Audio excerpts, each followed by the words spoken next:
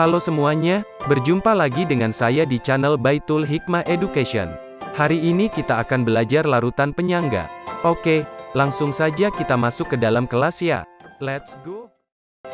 Saat kamu mendengar kata larutan penyangga, apa yang ada dalam benak kalian? Mungkin kamu bingung. Apa sih penyangga pada larutan itu?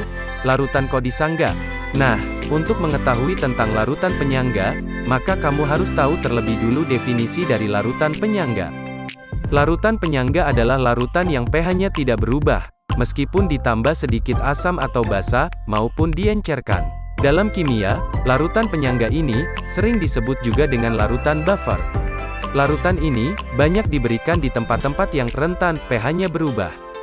Misalnya, kolam renang. Demi mencegah masuknya bahan kimia yang bisa merusak kulit, biasanya kolam renang yang baik memasukkan larutan penyangga ke dalamnya. Selain itu, di dalam soda, ada juga larutan penyangga untuk mencegah rasa asam yang melukai gigi dan jaringan di mulut. Bahkan, di dalam darah kita, ada larutan penyangga yang berfungsi untuk menjaga pH tubuh supaya tetap stabil dan sehat. Gimana? Sudah ada gambaran kan tentang konsep larutan penyangga atau larutan buffer ini? Larutan penyangga dapat dikategorikan ke dalam larutan penyangga asam dan larutan penyangga basa. Larutan penyangga asam adalah larutan yang terdiri dari asam lemah dan basa konjugasinya, basa kuat, atau garamnya. Sedangkan, larutan penyangga basa adalah larutan yang terdiri dari basa lemah dan asam konjugasinya, asam kuat, atau garamnya. Berikut, rumus yang digunakan dalam perhitungan kimia, pada larutan penyangga asam. H+ sama dengan, Ka dikalikan dengan mol asam, dibagi dengan mol garam, di mana Ka adalah, tetapan ionisasi asam lemah. Berikut contoh soal, larutan penyangga asam.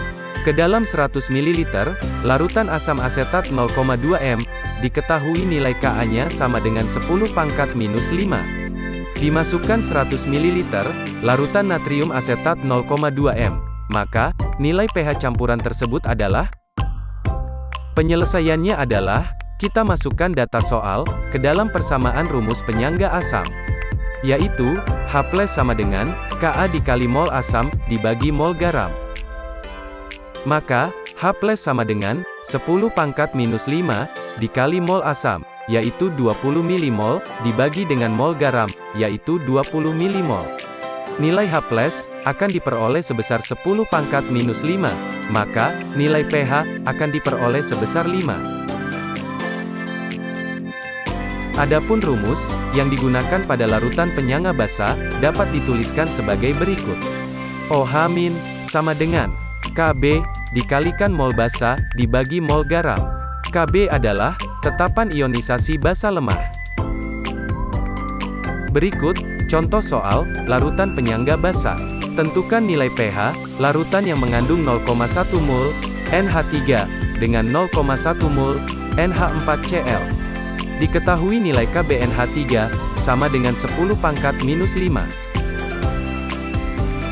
Penyelesaiannya adalah, kita masukkan data soal ke dalam rumus larutan penyangga basa, yaitu OH- sama dengan Kb dikali mol basa dibagi mol garamnya. OH- sama dengan 10⁻⁵ dikali 0,1 dibagi 0,1, maka nilai OH- akan diperoleh sebesar 10⁻⁵. Dengan demikian, maka nilai POH akan diperoleh sebesar 5. Selanjutnya, nilai POH ini kita konversi menjadi pH. Maka, akan diperoleh nilai pH sebesar 9. Baik, semoga video tutorial hari ini dapat membantu kita semua untuk memahami konsep larutan penyangga dalam kehidupan sehari-hari. Tonton terus video lainnya di channel Baitul Hikmah Education. Jangan lupa untuk klik like, share, dan subscribe videonya ya. Terima kasih.